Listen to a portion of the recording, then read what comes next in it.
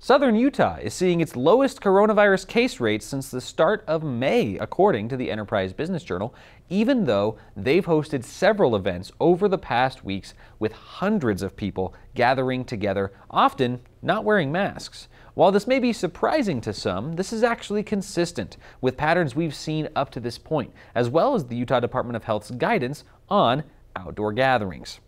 Statewide, the case count has been declining since July 11th, so over a month and a half, even with most businesses having been back open since the beginning of May. More interesting data from coronavirus.utah.gov is that if you are between the ages of 25 to 44, if you contract COVID and experience enough symptoms that you get tested in the first place, you still have a 92.9% chance of not being hospitalized. This varies by age group as well, so if you are between the ages of 65 to 84, you have a 74.1% chance of not being hospitalized. And remember, that's only if you experience enough symptoms to go get tested in the first place.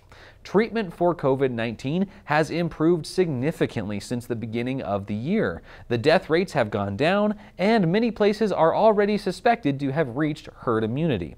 The purpose of Flatten the Curve was to prevent the hospitals from being overwhelmed. And we've never even come close to that here in Utah. Coronavirus is not going away, and while every death from coronavirus is a tragedy, we have no choice but to allow life to go on.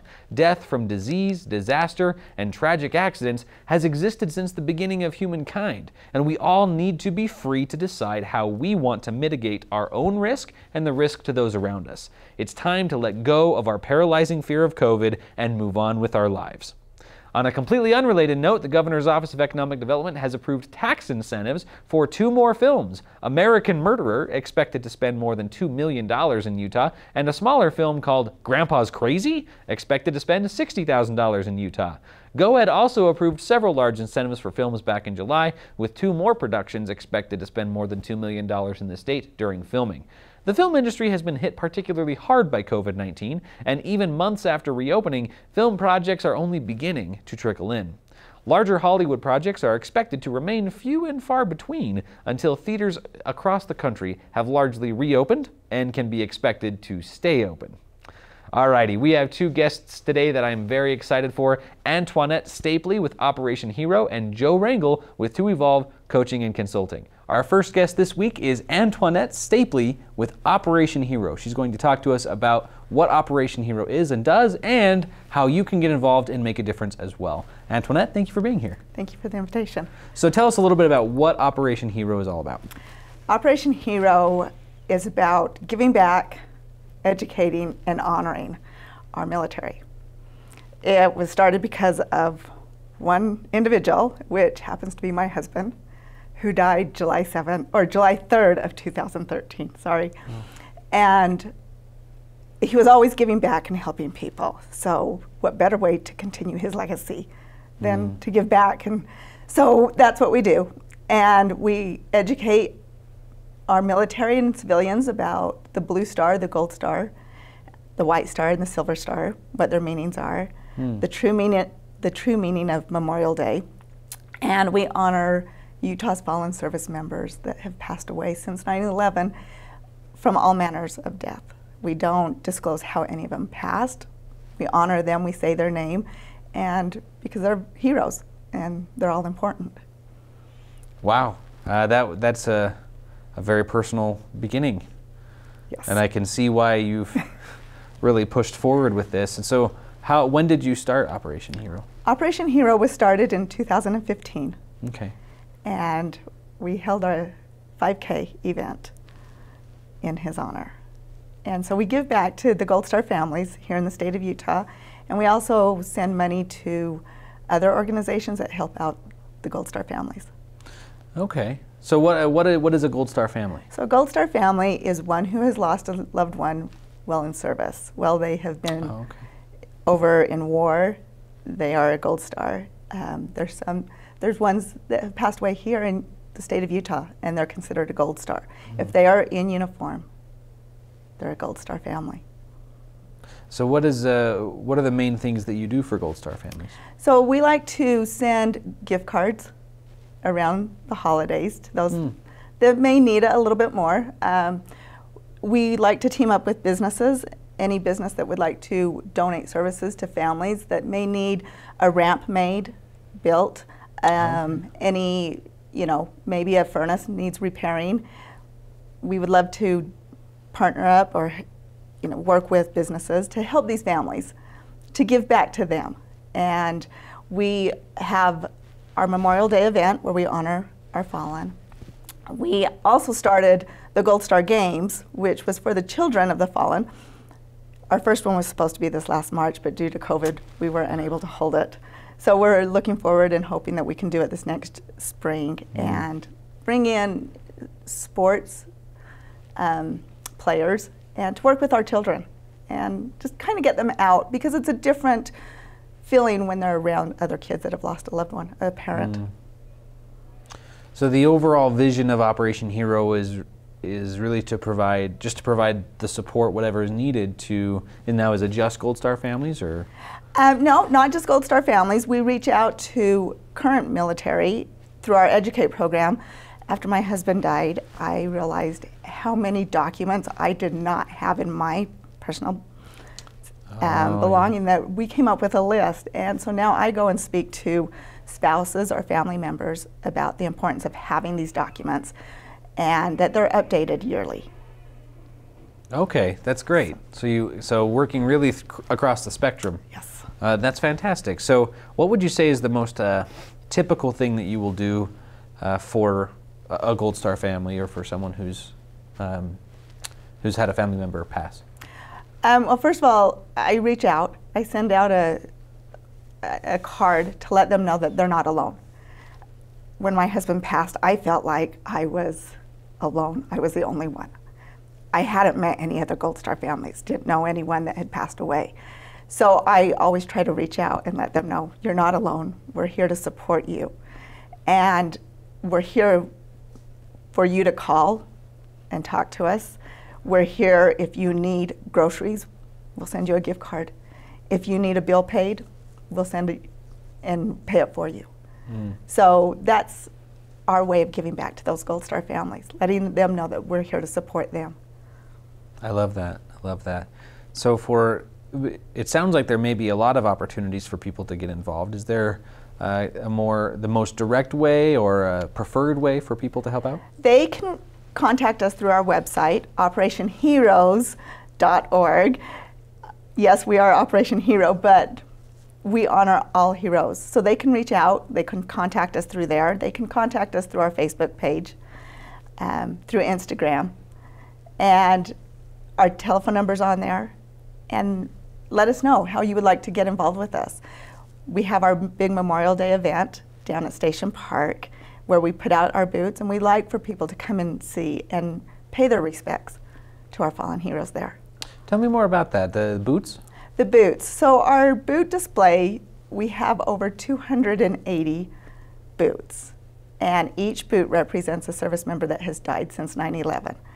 They're all lined up chronologically.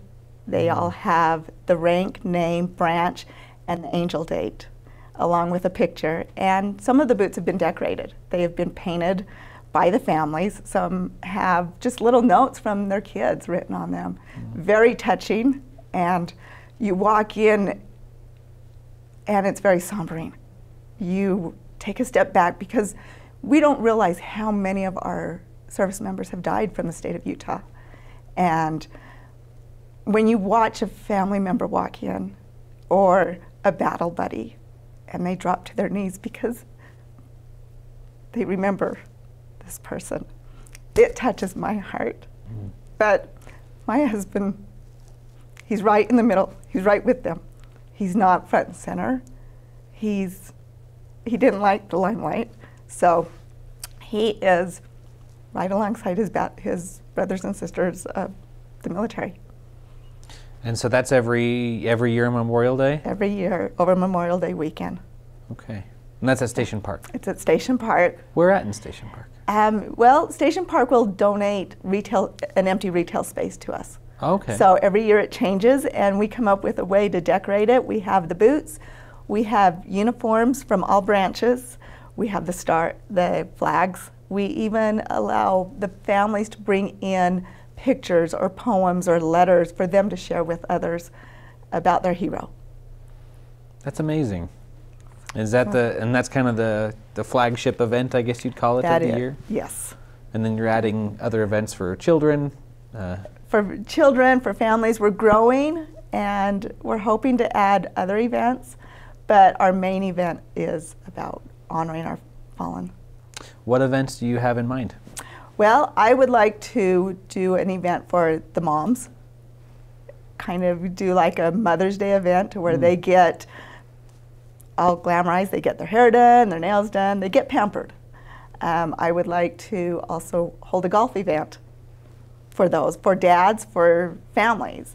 And I'm not just talking about immediate families. There are nieces and nephews. There are brothers and sisters and aunts and uncles who I really believe that they need to be involved and honored just as well, as much as, you know, as a spouse or their own children.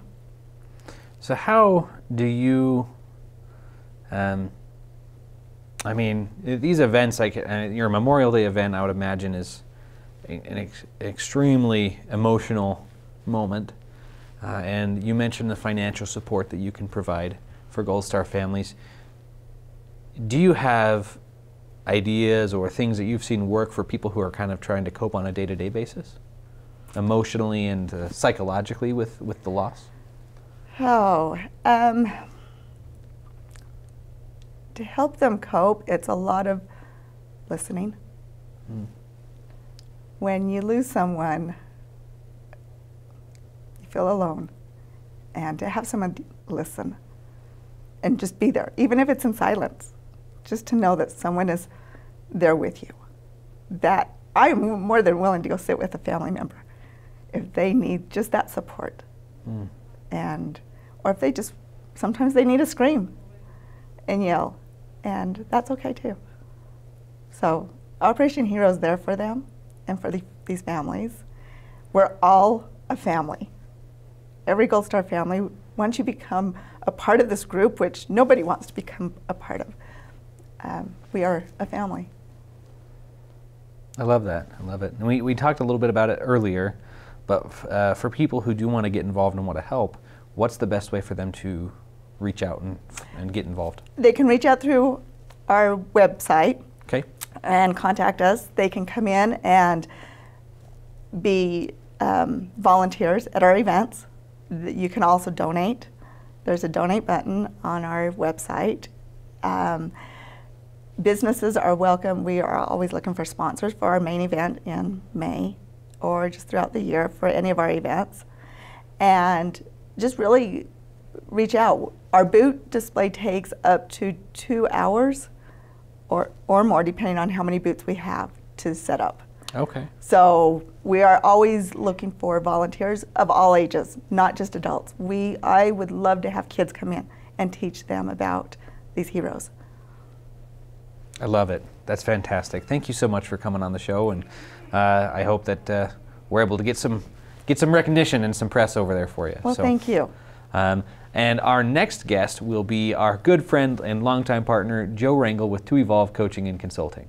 Joe, thank you for being here. Thanks for having me. So we were talking before we started shooting about word choice, particularly in a marital relationship or a long-term relationship. What were you thinking when we were talking about that? I was thinking about how a lot of times we say things out of emotion, which is usually anger and frustration, that we don't necessarily wholeheartedly mean. And I think I told you I saw a story a long time ago. I'm going to paraphrase it because I don't remember it. But it was about this kid that was basically running around and putting nails in this new beautiful fence. And, you know, a father comes out there and yells at him and says, "Hey, what are you doing?" He goes, "You know, just having fun." And he goes, "Well, do you see what you're doing?" And there were all these nails. And he goes, "Well, I can take them out." So he goes and he takes them out, but he said, "Do you see what's left over? There's holes in every place that you remove the nail." I mean, and I think that's the way that we have to watch our words. You know, when we say things that are hurtful or angry or frustrating, and anger and frustration, and we can't take those things back. We can say we apologize, but the hurt is still there. I like to kind of equate it to, you know, a tornado or a hurricane, you know, going through town, and the storm goes away, but the devastation is still left there behind. And I think that right now, especially with the climate of the country, maybe the world, but right now I feel like it's in our country, there's a lot of dissension, disharmony, that if we could all be having moderated conversations, even around differences of opinion, there'd be a lot less problems. So yeah, I think a lot of it comes from, especially in a marital relationship, I think your partner, your spouse, they are a lot more reasonable than you want to believe they are in that moment. You want to feel so vindicated in your emotions that you don't realize you are, in your mind, you're like dropping 40 points off of their IQ. Right. Because though, you know, you say, oh, you did this, you're so unreasonable about this, about this, about this, where if you take a step back and actually look at it from their perspective, you can actually see the logical train of thought. Most of the time, people are pretty rational. They make decisions in the same process that you do. I think there's a tendency to believe that we're somehow smarter, wiser, more enlightened than the people around us because we know exactly how, we can see exactly how we make our decisions. We know our thought process, we know processes, we know the reasons why we make our decisions. We don't know those things for other people. And so it takes an extra step to give people that benefit of the doubt and kind of walk through as if you were them. And you have to start from the assumption that they're just as smart as you, that they're just as capable as you, that they're just as intelligent as you. Just different. They might be coming from a different perspective. We've talked about a lot about black and white thinking, polarized thinking. A lot of this is where that stems from. You know, we can get attached to an opinion or an idea, and we think our opinion or idea is the right opinion or idea, and they're wrong. And then on top of that, because of history and background and a relationship, we can start to color what somebody else does, and then we think we know the reason they're actually doing what they do. So like a husband and a wife in a disagreement, the husband can start thinking, well, she's disrespecting me. She has no respect for me or no courtesy for me. Now that statement is not true. They might feel that in the moment, but it's not true overall. And usually the opposing person, we'll say the woman in this situation, is just trying to express their point of view just like we're wanting to express our points of view. Something to be known that and I don't know if I've ever mentioned this before in any of our talks, but women can change hemispheres quickly. It's a gift that they have. And I guess I won't say all women and all men stay stuck, but most men stay left brain logical. Most women can switch from right brain emotional to left brain logical quickly. So they have a gift of being able to balance better than we do. We usually are on a single track. Like if we were thinking about something, even a task, you know, a lot of times women's minds are going from one thing to the other, and they're wanting us to do things to help around the house and whatever. And like with my wife, she'll go, "Can you do this?" And I go, "Can I finish this first?" And then over here, but see, her brain's already jumping onto something else, which again doesn't make it wrong. But if you're on a single track, it can make it frustrating. So learning to step back and not label exchanges with reasons can really be beneficial, to just go, okay, so tell me more about that, or why are you feeling that way, or what is it that's driving this right now for you? But being able to step back and step away from our emotions can be massively difficult when 95% of the population attaches their opinions and ideologies to their self-worth. I think, you know, it comes down, there's another side of this coin, you know, being careful about the words you choose to use, but also something you've mentioned before on the show, choosing not to react to the words that are said to you. Correct. Because nobody expresses themselves perfectly, especially when they're upset and when they're angry about something. And so if you react instead of respond, if you react immediately to the exact words that are said to you when your partner is angry, it's just going to escalate. Absolutely. You're going to escalate it. You're going to say something that's not perfect and more accusatory than you meant it, or maybe just as accusatory as you meant it. But if you take a moment, refrain from reacting, and then respond by seeking clarification or just putting a full stop on it, saying, whoa, hey, let's take a breath. Can you say that again in a different way? Or something like that. I think that can be a really good way to diffuse the conflict. Absolutely. I also think that by nature, most men try to fix things. We're solvers, fixers. But a lot of times a woman just wants support. They just want to be heard. So one of the best things that we can do when we're in the midst of something that could become an altercation is just ask what we can do to support. What can I do to help you through this? What can I do to support you? How can I best serve you? Those kinds of questions can help you diffuse what you're feeling too. You know, because in reality, you don't want to crush another person, specifically for most of us, somebody that you love more than anybody else on earth. You know, you don't want to hurt that person in the way that we do sometimes. And I can tell you that we usually say things more hurtful to our kids and our spouses than we would to a stranger on the street. And it's not because they're getting the real us at home. The real accurate you is the most aware you. So if you think about that in the public eye, we tend to be the most aware. We tend to be the most postured. So most of the time, strangers get the best us because we wouldn't behave in a way that we would in front of somebody else. I get mad at my kids. I'm normal. I'm human. I go through this stuff 6 to 8 hours every day with people, and I still get irritated. I can tell you this. I can tell you a story, and I can say, look, I got mad at my kids today, and I yelled at them. And I'm human. I have my moments. I can tell you if you were standing in my house, I wouldn't have yelled at them.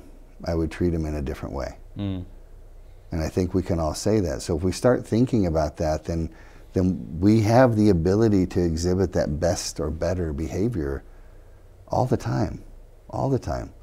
And not label things, not go, well, like, she means this or he means that, and being able to step back. And I don't know if I've ever mentioned Daniel Tiger here before. I think I might have had a conversation, but Mr. Rogers is one of my idols, to be able to compartmentalize emotion and to be able to express it without anger and frustration, which doesn't mean you never get angry, you never get frustrated.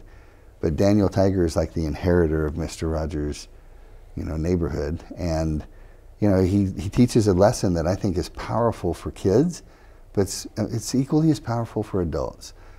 And he says, when you feel so mad that you want to roar, take a deep breath and count to 4. And then he measures it. It's like 1, 2, 3, 4. And if my daughter's learned that since she's probably old enough to understand, around 2, and she loses her temper, and we say, hang on, take a deep breath, okay? And then count. And so in a way, by taking that step back and saying, tell me more about that, and listening, you're kind of taking that step back and counting to 4, taking a deep breath. But that's why timeouts can be so important. Timeouts are important for kids. Timeouts can be important for us as adults too, to go, hang on, and then if you expand that further, like you could write an email or a text or something to your spouse, somebody could, and we can get in a space where we're saying bad things. To me, those things can be taken back even less, because when it's in writing, it's savable, at least for the other party. You might want to delete it. Ooh, I can't believe I said that. But the other side might go, I think I'm going to look at that every day and remind myself of what kind of a butthead, my husband is, or whatever. I think there's also, you're mentioning that often we're not our best selves to our family, the most important, intimate people in our lives. And I think that there's also an opportunity with the people who are most intimate with you in your life, that you can grow and become better over time. That if you do mess up, you can recover it, you can change. I mean, it's like, it's like you're trying to push a wagon up a hill, right? If you stop trying, the wagon's not going to go any further. Right. If you stop trying with your spouse, if you stop, or if you let it slide down, if you choose to let it get worse, to not even hold it in place, but just let it get worse, it's going to get worse. You Right. have to choose to push it up and to do the hard thing and get it up there. And when you have kids and they're little, oftentimes they're in the cart, making it heavier and harder. But I think there's an opportunity, especially as they grow older, where they can hop out and start helping push the cart up too. Yes. Yeah, so using that analogy, remember, things can get more difficult if we make them more difficult. So if you had the cart analogy, a spouse could be there. And it could be husband or wife, you know. Guys are not the only, you know, failures in communication. But it works both ways. Mm-hmm. But if you're there and you're being loving and being kind, what's the chance your wife might say, "Can I give you a hand there?" Or your husband might say, "Can I give you a hand there?" You know, you get a lot more out of kindness and softness and embracing, which doesn't mean you have to be weak. It's very different than you do by yelling and screaming. And by the way, when we do that at home, you just hit on something. We usually do that at home because we feel safe. Part of it. Part of it's because we feel safe. We know that we're probably going to be okay, you know, having a disagreement. But part of it's also that we're less aware. You know, we go in at the end of the day, we could be tired from a full day of work. We walk in, we have expectations about what the house is supposed to look like, how the kids are supposed to behave, if dinner's supposed to be ready. Just a bunch of stuff like that can go through our heads. And then if none of that happens, all of a sudden there can be a little explosion in your head, and then everything starts to roll downhill from there. You know, so if dinner's not ready, instead of, "Oh, how come dinner's not ready?" Or, "I thought dinner would be ready by now. What can I do to help get dinner ready?" Just simple. Kids are freaking out. We can yell back at them, which doesn't really make it any better because they don't listen and they yell louder then after that. And they learn. They start learning to, okay, if it's okay for you to yell, tell somebody to shut up, or use a word that's probably not as kind as, like, "Could you please be quiet?" They start learning that stuff and emulating behaviors. So the better thing we can do is be more calm, be more peaceful, speak more quietly, you know, get up close. And I find that works, like, especially with my daughter. My 4-year-old's probably the biggest handful that we have in our house. And she can be the most amazing, you know, loving, kind kid, and she can be the most precocious, in your face. And she's intelligent, you know. I think part of that comes with intelligence, so she's constantly trying to push her boundaries. But if you raise your voice to her or get mad at her, she either gets really upset or gets more obstinate. If I come up close to her and whisper in her ear and, you know, caress her hair and say, "Hey, you know, we don't behave this way, remember?" She listens. Now, it might still take a minute, but it's better than the screaming fight that can ensue. Well, this is something that we haven't talked about really much on the show. We focused on, you know, business and sometimes the world at large, but I think it was really nice to have a conversation about how these principles apply in your intimate family environment. That is all the time we've got for the segment, but for people who may want to reach out just to ask some questions about maybe how you could help with their relationships in their family, what's the best way to reach out? So number2evolvecoaching.com. So you can go there, you can take our free assessment, you can set an appointment up with either me or with Scott. You can do all that online, our calendar links are there. Or you can call me on my cell phone or text me at 801-850-2974. Anybody can reach out. And we'd just love to help. Remember, everything that we always talk about is about your thought processes. So none of what we've discussed today is about an individual. It's about the way that we think, and we can change the way that we think. We can learn to moderate ourselves, which would, again, big picture, be really helpful for the world today. Absolutely. Thanks so much for being here. Thank you. All right, and that is it, believe it or not, for this week's episode. Thank you for joining us. We will catch you next week, Friday at 10 a.m.